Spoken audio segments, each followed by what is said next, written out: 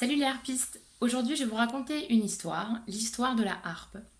La harpe provient probablement de l'arc pour chasser. La plus ancienne représentation qu'on ait d'un arc, elle date de l'époque magdalénienne. Et en fait, progressivement, on a ajouté des cordes et une petite caisse de résonance, et ça a donné un instrument en tant que tel. La première représentation donc de harpe à proprement parler, elle date d'environ 3500 ans avant Jésus-Christ et elle a été retrouvée en Iran. Et donc elle a une forme arquée, elle n'a pas de colonne, pas beaucoup de cordes.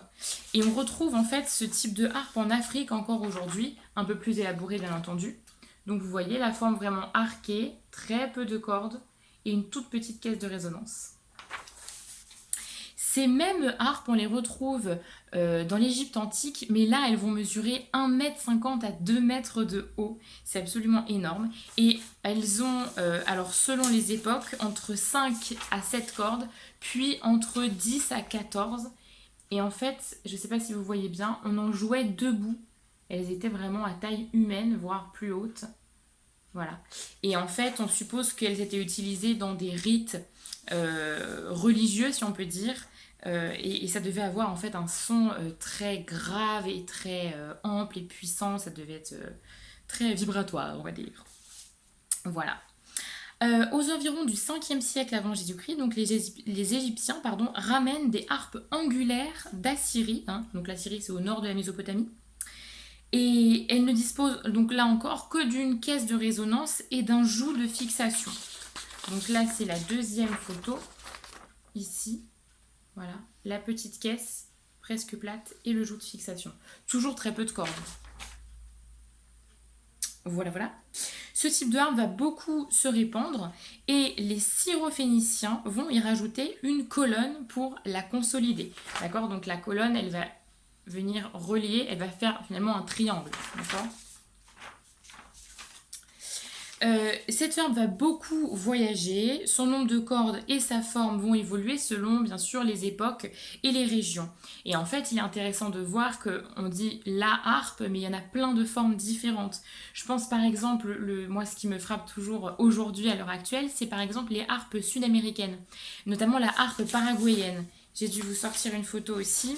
Voilà, elle ressemble à ça, la harpe paraguayenne. Et au-dessus, vous allez peut-être pas voir sur la vidéo, en fait, ce sont des clés de guitare pour accorder, en fait. Voilà. La caisse de résonance est très large, on en joue debout. C'est surtout, encore aujourd'hui, un instrument très masculin. Donc, vous voyez, en fait, chaque région va s'octroyer vraiment, va s'approprier, en fait, la harpe à sa façon.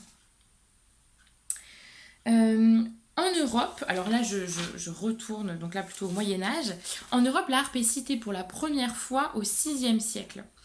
Elle devient courante au 8e, 9e siècle et elle dispose alors d'une vingtaine de cordes mais n'a pas de levier de demi-ton. D'accord? Donc en fait si elle est accordée en Do, et ben on joue en Do point barre, éventuellement en La mineur, mais c'est tout. Alors il existe plein de formes de harpe au Moyen-Âge. En fait au Moyen-Âge notamment on dit une harpe, mais chaque luthier va fabriquer sa harpe, d'accord? Donc il y a des courants de beauté, on va dire, mais deux harpes n'ont pas le même modèle. Par exemple, deux violons, en général, ils ont à peu près les mêmes formes, ils ont à peu près, voilà, à la limite la couleur change, mais la forme est toujours la même. La harpe, pas du tout. Alors, je vais vous en citer deux principales au Moyen-Âge. On a la petite harpe romane, d'accord? Voilà, petit modèle un peu rond si on peut dire, et la harpe gothique, beaucoup plus haute, d'accord, plus en longueur. Elle n'est pas forcément plus grande, mais elle est quand même plus en longueur. Ok. Donc là, toujours une vingtaine de cordes. Parfois, sur les harpes gothiques, on en a encore moins, d'accord. On n'a pas besoin de beaucoup de cordes pour jouer des choses intéressantes, faut le savoir. Mais donc, il n'y avait pas de levier de demi-ton. Toujours pas.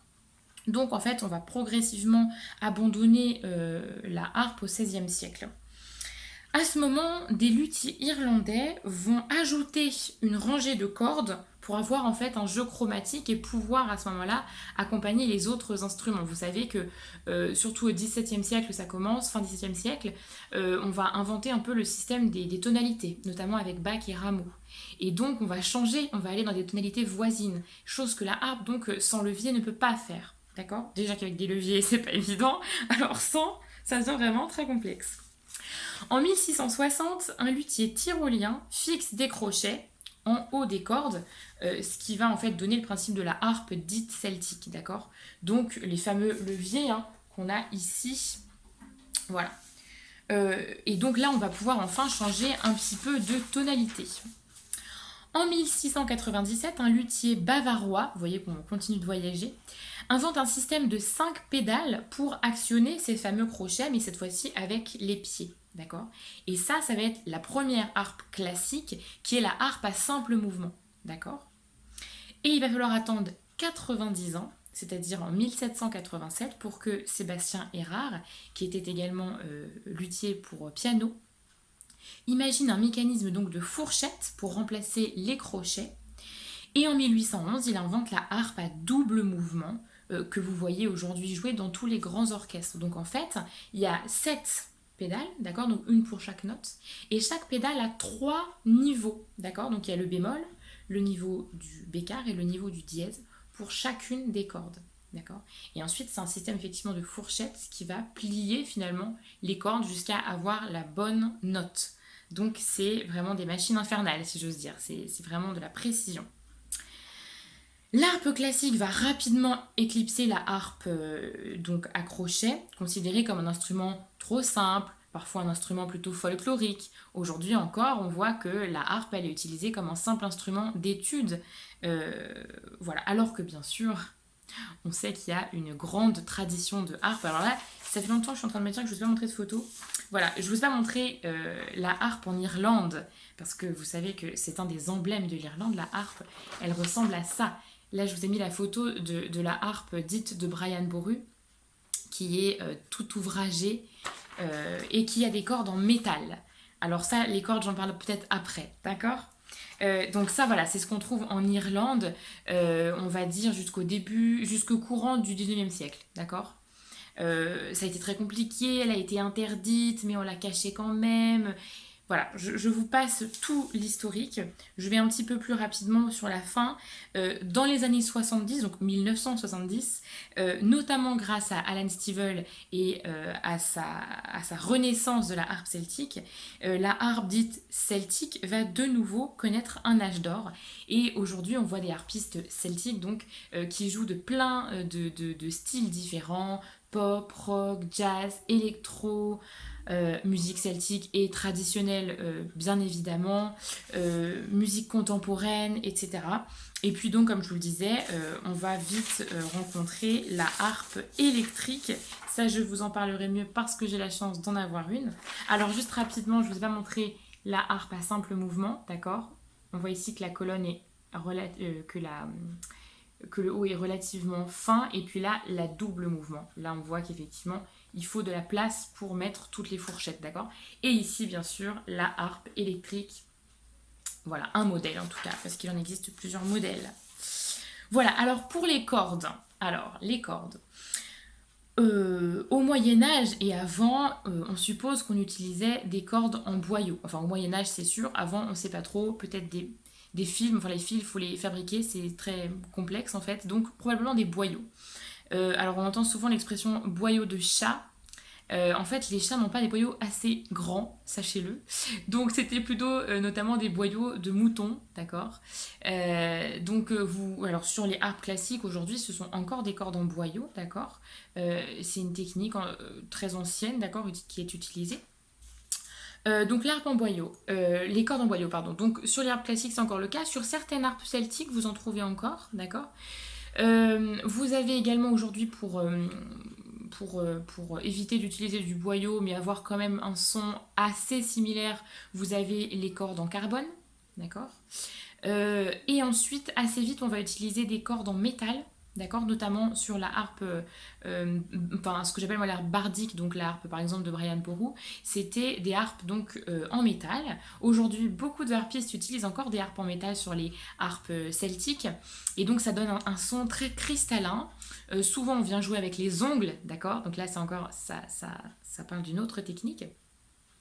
Voilà, et puis bien sûr, maintenant sur les harpes celtiques, vous avez beaucoup de cordes en nylon. Voilà pour les différentes cordes. pour le jeu avec les ongles ou pas. Bien sûr, on ne peut pas savoir ce qui s'est passé dans l'histoire complète. On sait qu'on a joué donc avec la pulpe des doigts. Les classiques jouent exclusivement avec la pulpe des doigts. Euh, Ceux qui jouent donc des cordes en métal utilisent plutôt les ongles. Et les autres, en fait, peuvent faire un peu ce qu'ils veulent. C'est la bonne nouvelle. Moi, j'utilise un tout petit peu d'ongles, main droite seulement, parce que je trouve que je vais plus vite. En fait. Et comme je joue beaucoup de gigs et de reels, je trouve ça plus agréable en fait de pouvoir un peu survoler. Ça donne un jeu plus léger en fait, je trouve. Donc voilà, j'ai des ongles mi-longs, je sais pas si vous les voyez, mais enfin vraiment très, enfin pas très longs. Voilà. Voilà pour l'histoire de la harpe. C'était un petit peu raccourci, hein, c'était juste histoire d'avoir une idée. Si vous avez des questions là-dessus, je vous encourage à lire des ouvrages là-dessus. Je vous ferai sans doute une vidéo pour vous conseiller des livres sur la harpe. Il en existe pas mal. Je vais pas dire plein parce que c'est pas non plus un sujet qui est beaucoup abordé, faut pas exagérer. En tout cas, il en existe. Donc allez chercher. Sur Internet, vous avez aussi accès. Et ça d'ailleurs j'en profite pour dire que c'est absolument génial, merci à ceux qui l'ont mis en ligne.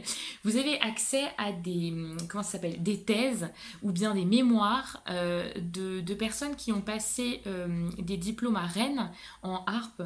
Et vous avez notamment celui de Nicolas Cadorez, ou il me semble que vous avez aussi accès à celui de Tristan Legovic. Et à chaque fois, en fait, c'est des puits d'informations, c'est juste hyper passionnant. Voilà, donc ils ont fait des recherches en fait très poussées sur la harpe avec différents éclairages en fait. Donc je vous invite vraiment à lire ça, c'est juste passionnant. Voilà. Donc continuez de vous intéresser à ce bel instrument. Je trouve que c'est important aussi d'avoir un petit peu l'historique, même en raccourci. Voilà les harpistes, et puis travaillez bien. À bientôt.